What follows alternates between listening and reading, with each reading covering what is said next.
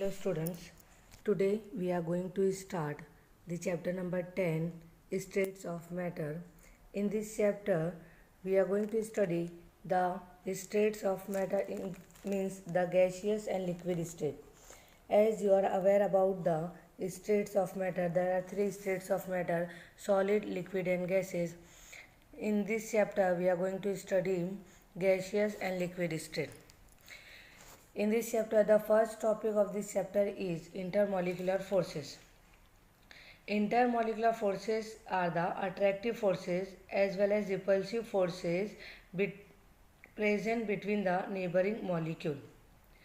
The attractive forces decreases with increase in distance between the molecule. The intermolecular forces are strong in solid, less strong in liquid and very weak in gases. Thus, the three physical states of matter can be determined as per the strength of intermolecular forces. The physical properties of matter such as melting point, boiling point, vapor density, viscosity, evaporation, surface tension and solubility.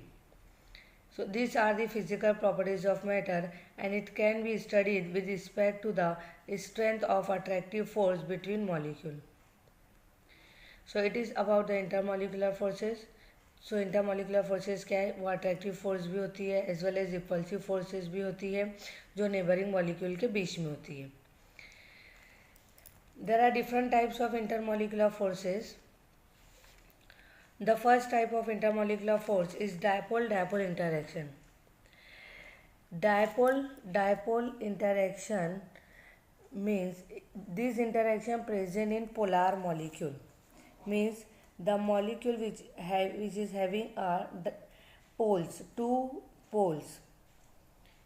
So polar covalent molecule is described as dipole, meaning that the molecule has two poles. ऐसा molecule जिसमें two poles होते हैं उसको dipole कहते हैं.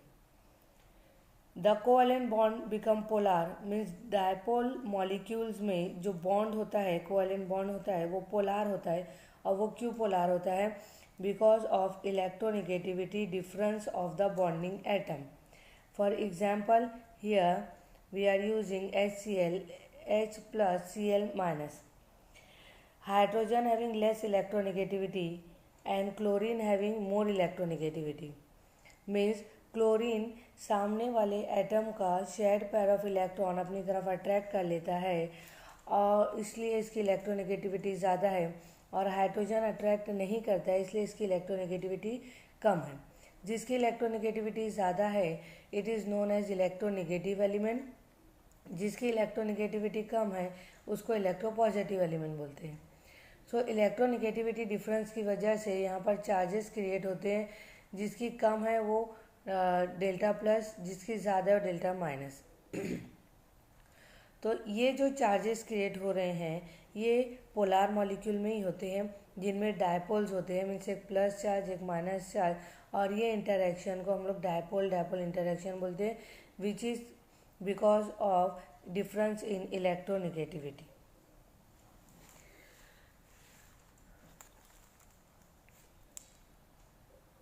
One end of the molecule has partial positive charge means hydrogen atom, while other end means chlorine having partial negative charge.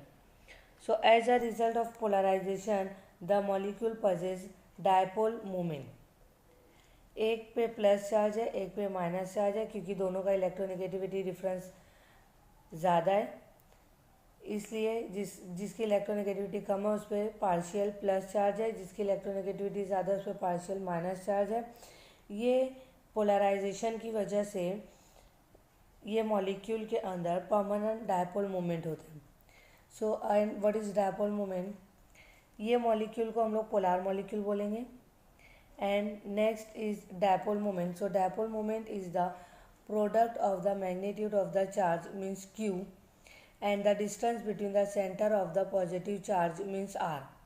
means dipole moment को mu से show करेंगे and mu is equal to Q, capital Q upon small r. capital Q means magnitude of charge and R means distance between the center of positive and negative charge. Dipole moment की unit होती है D by, उसको capital D से show करते हैं. Dipole moment vector quantity होता है और as you all of you know कि वेक्टर को कैसे शो करते हैं. Polar molecule always having a permanent dipole moment. Next is ion dipole interaction. आप सबको पता है there are two types of ion. One is cation, another is anion. So ion dipole forces is the result of electrostatic interaction between an ion means cation or anion and a partial charge on a polar molecule. जब भी cation या अनायन को polar molecule के साथ attract करेंगे तो वहाँ पर जो इंटरेक्शन होगा it is known as ion dipole interaction. The strength of this interaction depend on the charges and size of an ion. Ion means cation and anion. Cation carry positive charge, anion carry negative charge. Is also depend on the magnitude of dipole moment and size of the molecule. So ion dipole interaction का जो strength है वो किस पे depend करता है? Charge, size of ion, magnitude of dipole moment and size of the molecule. Ion dipole forces are particularly important in aqueous solution. Aqueous solution means जब कोई भी आयन एक्वस मीन्स वाटर में डिसॉल्व होता है, तो जब कोई भी मॉलिक्यूल को वाटर में डिसॉल्व करोगे तो वो आयन प्रोड्यूस करता है. For example sodium chloride NaCl ionic compound है. जब वाटर में डिसॉल्व होगा तो सेपरेट हो जाएगा. सोडियम आयन अलग हो जाएगा, क्लोराइड आयन अलग हो जाएगा. यहाँ हम लोगों ने सोडियम आयन को यूज़ किया है. मीन्स NaCl को वाटर में डिज़ोल्व किया, वो उसने आयन क्रिएट किया. सोडियम ने प्लस आयन और क्लोरीन ने माइनस आयन, दोनों ही वाटर में डिज़ोल्व है. That's why both are surrounded by a water molecule. यहाँ पर हम लोगों ने दोनों में से सोडियम का यूज़ किया है. Sodium is surrounded by a water molecule and the process is called as hydration of sodium ion. So sodium ion is surrounded by a polar molecule, or water is a polar molecule, means oxygen carries partial negative charge and hydrogen carries partial positive charge. Here sodium ion attached with a oxygen of water molecule, means water का formula H2O होता है जिसमें oxygen पर partial negative charge होता है और hydrogen पर positive charge होता है. सोडियम पे प्लस चार्ज है, इसके लिए वो वाटर के नेगेटिव चार्ज से अटैच है. सो कोई भी आयन कटायन और anion when surrounded by or attract with or attach with polar molecule, the process is called as ion dipole interaction. Cations are smaller in size than isoelectronic anion. The charge density on cation means Na plus. Here we are taking Na plus, cation is a cation. So the charge density of Na plus is more concentrated than Cl minus. Because we are taking here NaCl, Na carry positive charge, Cl carry negative charge. So charge density of sodium is more concentrated than chlorine. This makes the interaction between sodium and negative end of polar H2O molecule, means sodium and negative end means oxygen of polar H2O molecule, stronger than the corresponding interaction between chlorine and positive end of the polar H2O molecule. Always remember student, जब भी हम लोग sodium chloride को water में dissolve करेंगे, so water molecule sodium को और chlorine को सराउंडिंग कर लेगा. सो सोडियम जो है वो वाटर के ऑक्सीजन से अट्रैक्ट होगा और क्लोरीन जो है वो वाटर के हाइड्रोजन से अट्रैक्ट होगा, क्योंकि सोडियम पॉजिटिव चार्ज है और ऑक्सीजन नेगेटिव चार्ज है. More the charge on cation stronger is the ion dipole interaction. जितना ज़्यादा कटायन के ऊपर चार्जेस जाएंगे उतना ज़्यादा आयन डायपोल इंटरेक्शन स्ट्रॉन्गर होगा. For example see here magnesium sodium.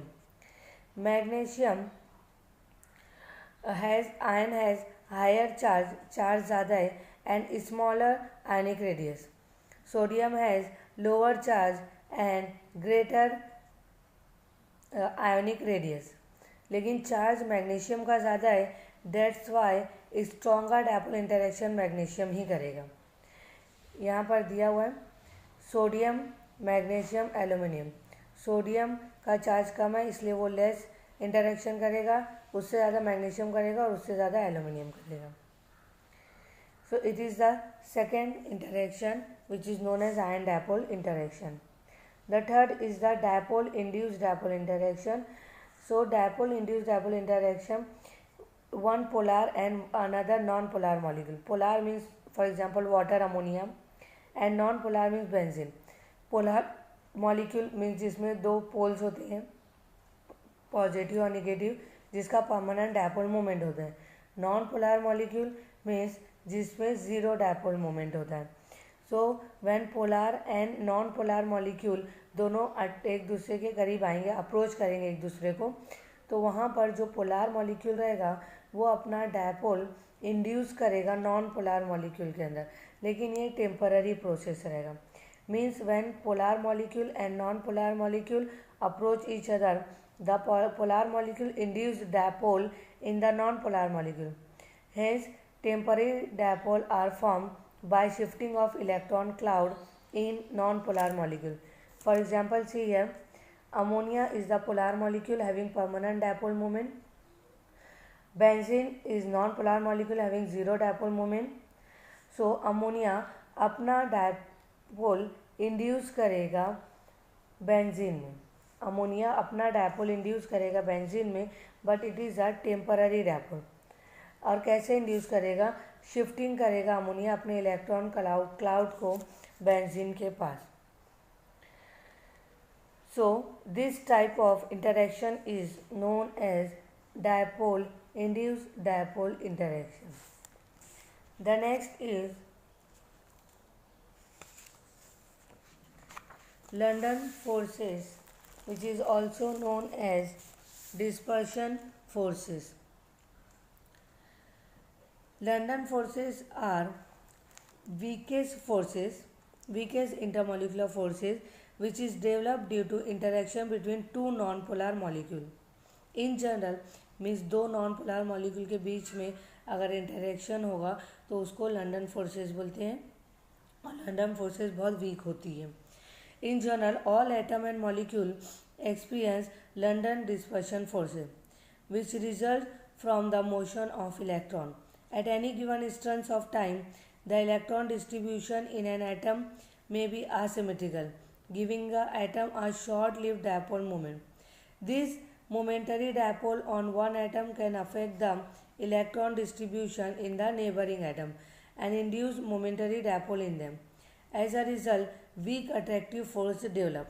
For example, substances composed of molecules such as oxygen, carbon dioxide, nitrogen, halogen, methane gas, helium, and other noble gases show wonderful forces of attraction. The strength of London forces increases with increase in molecular size, molecular mass, and number of electrons present in atom or molecule. When two non-polar molecules approach each other, attractive and repulsive forces between their electrons and the nuclei will lead to distortion the size of electron cloud. A property is referred as polarizability. Means what is polarizability? When जब दो non polar molecule एक दूसरे के करीब आते हैं तो वहाँ अट्रैक्टिव और रिपल्सिव फोर्सेस की वजह से, मतलब उनके इलेक्ट्रॉन के बीच में इलेक्ट्रो रिपल्सिव फोर्सेस होता है इलेक्ट्रॉन और न्यूक्लियाई के बीच में, जिसकी वजह से डिस्टॉर्शन होता है साइज ऑफ इलेक्ट्रॉन क्लाउड में। स्टूडेंट, जब दो नॉन पोलर मॉलिक्यूल अप्रोच करते हैं एक दूसरे की तरफ तो अट्रैक्टिव और रिपल्सिव फोर्सेस जो इलेक्ट्रॉन और न्यूक्लियाई के बीच में होती है, हाँ, उसकी वजह से इलेक्ट्रॉन क्लाउड की साइज में डिस्टॉर्शन हो जाता है, जिसको हम पोलराइजेबिलिटी बोलते हैं। The ability to form momentary dipole, that means the ability of another molecule to become polar by redistributing its electron is known as polarizability of atom or molecule. More the number of electron in the molecule, higher is the ability to become polar. Similarly, more the spread out shape, higher the dispersion forces present between the molecule. जितना ज़्यादा molecule का shape spread out होगा उतना ज़्यादा London forces होगी। London dispersion forces are stronger in a long chain of atom where molecule are not compact. For example, N-butane is longer and somewhat spread out as compared to neopentane, which is compact. So London forces is greater in N-butane as compared to neopentane because N-butane is spread out. However, both the molecule having the same molecular formula, N-pentane and neopentane both are having the same molecular formula, but N-pentane is a longest chain spreaded structure and neopentane is a compact structure. That's why London forces are stronger in N-pentane as compared to neopentane. Next one is hydrogen bonding. जब भी hydrogen atom कोई electronegative atom से joint होता है, more electronegative atom से जब भी hydrogen atom joint होता है तो वो बॉन्ड फॉर्म करता है जिसको हाइड्रोजन बॉन्डिंग बोलते हैं। The electrostatic force of attraction between positively polarise hydrogen atom of one molecule and highly electronegative atom which is negatively charged of other molecule is called as hydrogen bond. Strong electronegative atoms that form hydrogen bond are nitrogen, oxygen and fluorine. Hydrogen bond is denoted by dotted line. When there are two types of hydrogen bonding, one is intermolecular hydrogen bonding. So when hydrogen form bond or hydrogen bond present between two like or unlike molecule, it is called intermolecular hydrogen bonding. Hydrogen bond present between two like or unlike molecule, it is called intermolecular hydrogen bonding. Another is intramolecular hydrogen bonding. So when hydrogen bond occurs within one single molecule, it is called as intramolecular hydrogen bonding. So there are different types of intermolecular interaction which we have studied. The first is dipole-dipole interaction, then ion-dipole interaction, then dipole-induced dipole interaction, then London forces, then hydrogen bonding. The next topic in this chapter is intermolecular forces and thermal energy. Thermal energy is the measure of kinetic energy of the particle of matter that arises due to movement of particle. It is directly proportional to the temperature. Means thermal energy increases, temperature increases. यानी thermal energy को बढ़ाएंगे तो temperature भी बढ़ेगा और thermal energy को कम करेंगे तो टेम्परेचर भी कम होगा। 3 states of matter are consequence of the balance between intermolecular forces of attraction and the thermal energy of the molecule. If intermolecular forces are very weak, अगर intermolecular forces weak है, so molecule do not come together to make liquid or solid.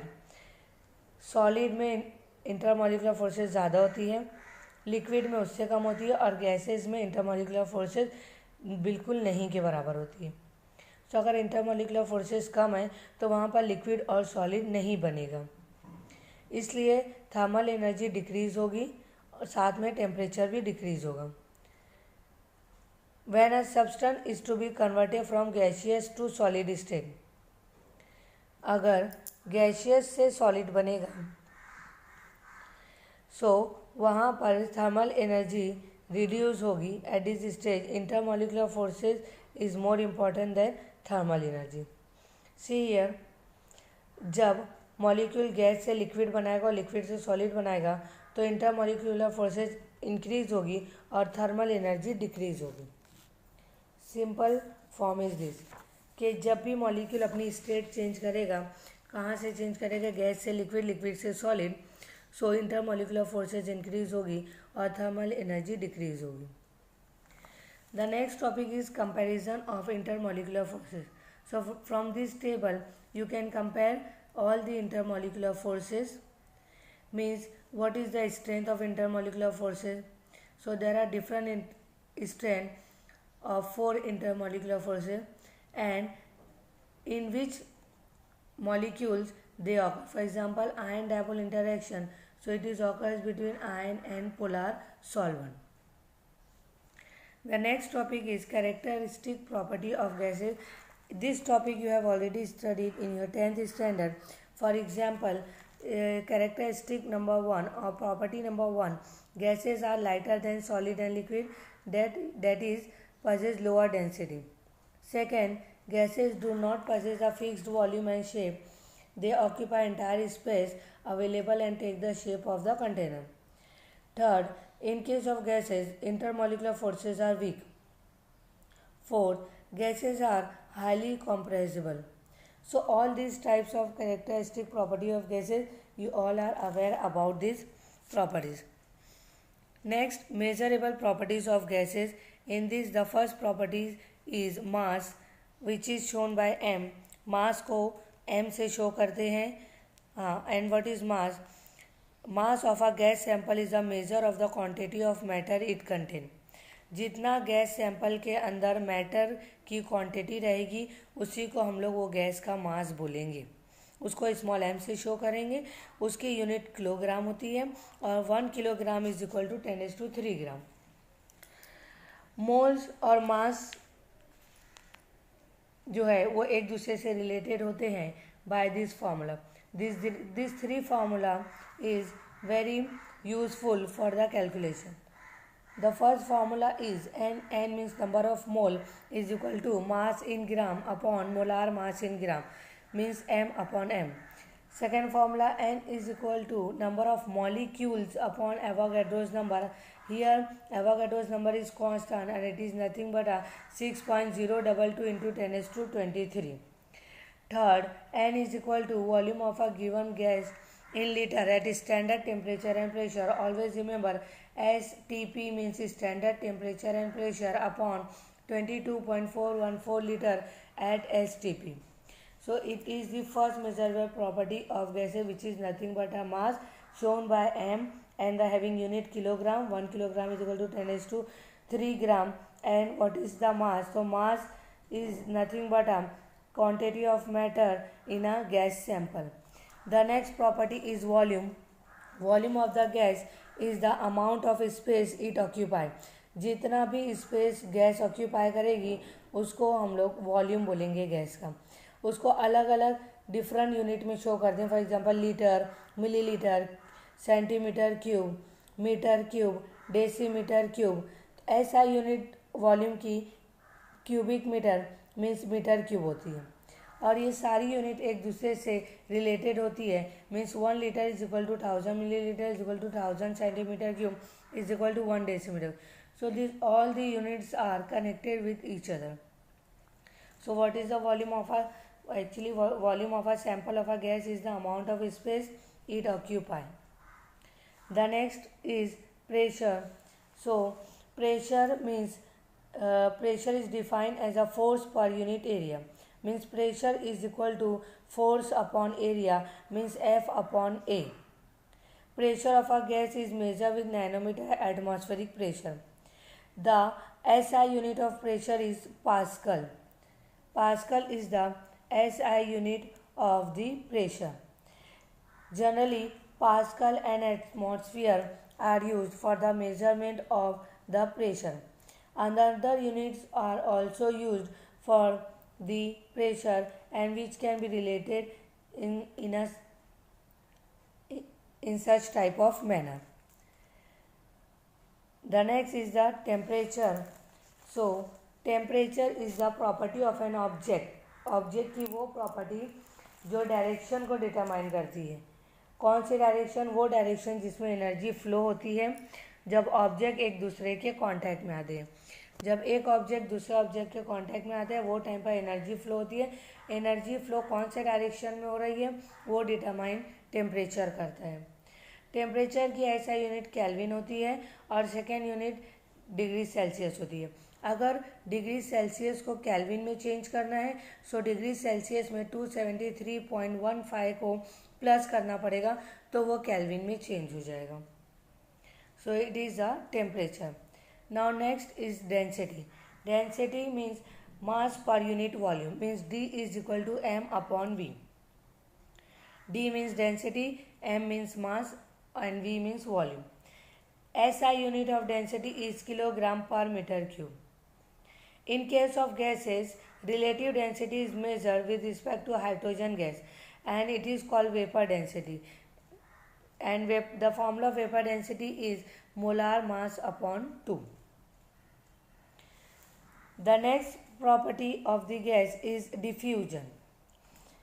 So the formula means rate of diffusion. हमेशा देखो diffusion एक gas का भी होता है और अगर कंटेनर में बहुत सारी गैसेस हैं तो हर एक गैस का डिफ्यूजन होता है और अलग अलग डिफ्यूजन होता है.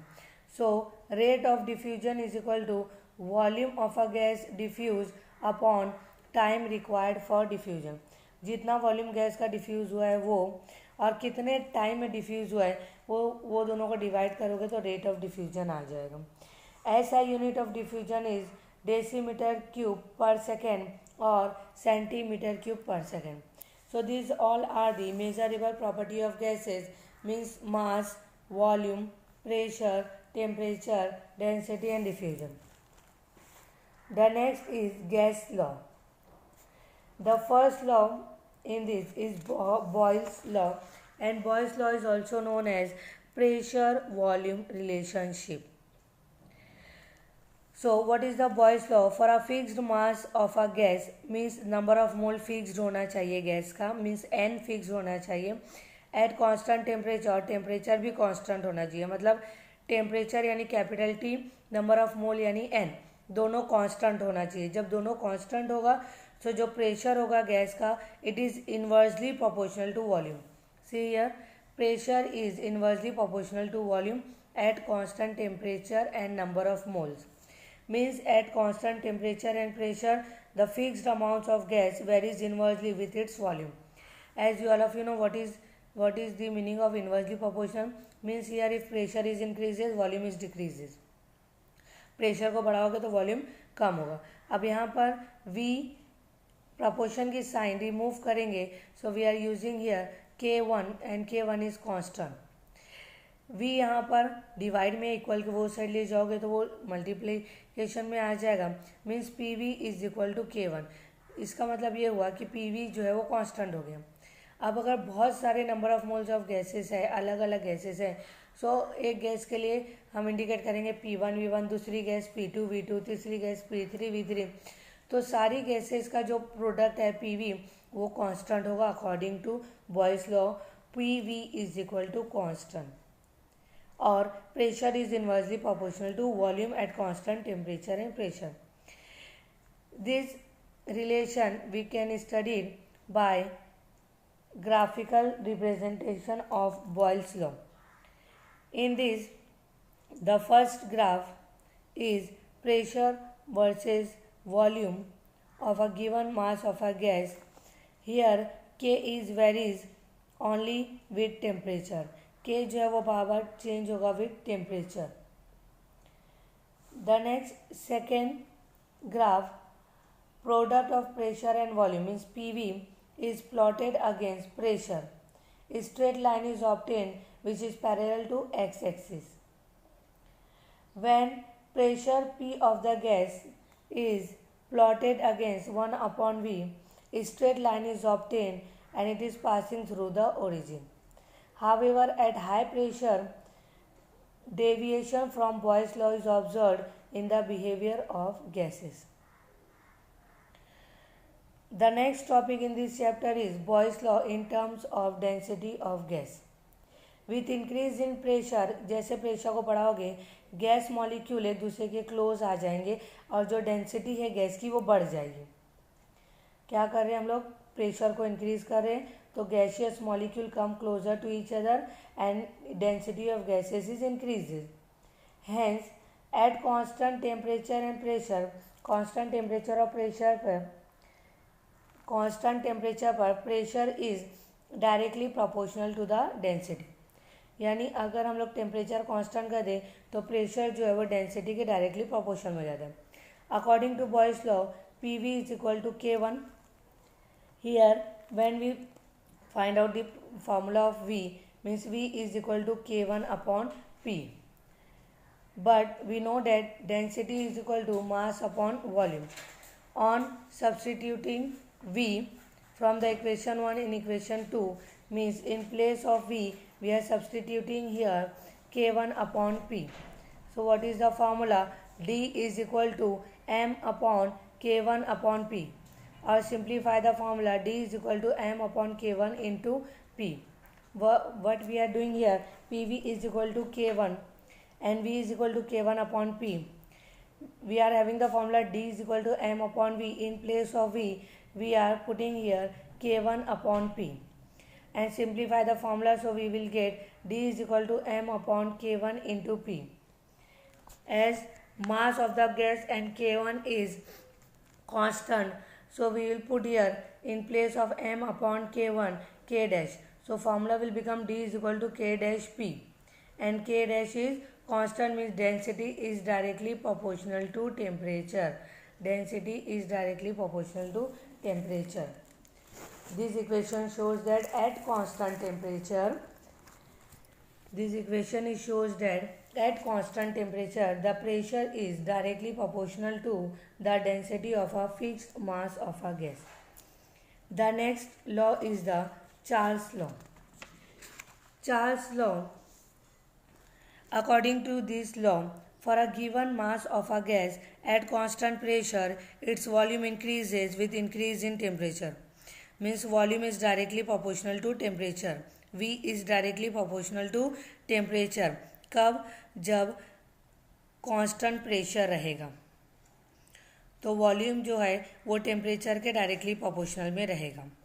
It was found that for increase of every degree of temperature, अगर एक डिग्री भी टेम्परेचर को इंक्रीज करेंगे तो जो गैस का वॉल्यूम है वो 1/273.15 अपने ओरिजिनल वॉल्यूम से 0 डिग्री सेल्सियस पे बढ़ जाएगा. क्या कर रहे हैं हम लोग? टेम्परेचर को डिग्री बाय डिग्री बढ़ा रहे हैं तो वॉल्यूम भी बढ़ता जाएगा एट 0 डिग्री सेल्सियस अपने ओरिजिनल वॉल्यूम से कितना बढ़ेगा वो 1/273.15.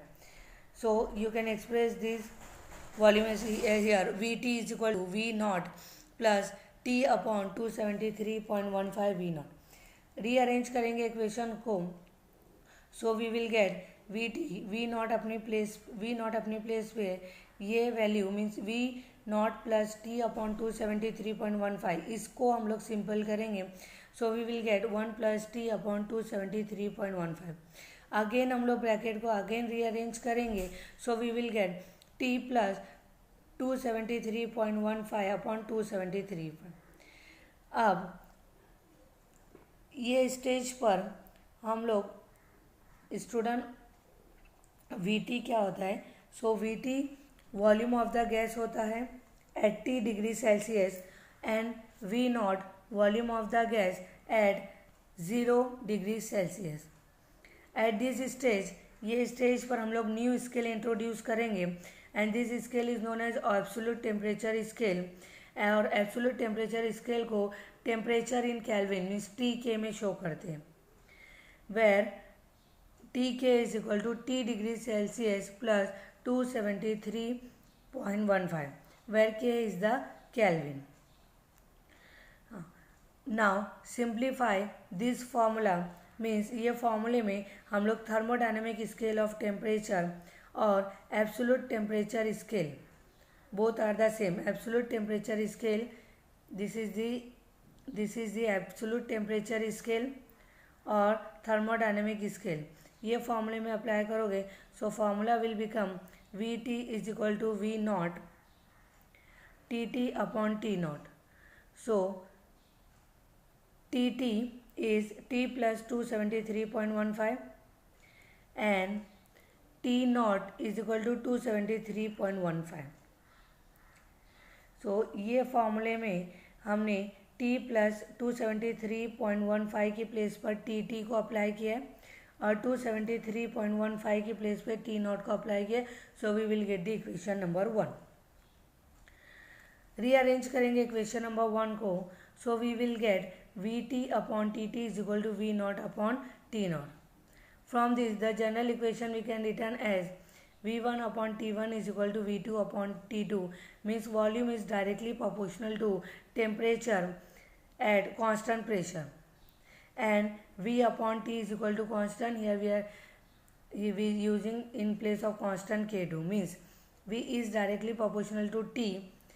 When we will remove the proportion sign, so we will get the constant. So V is equal to K2 into T.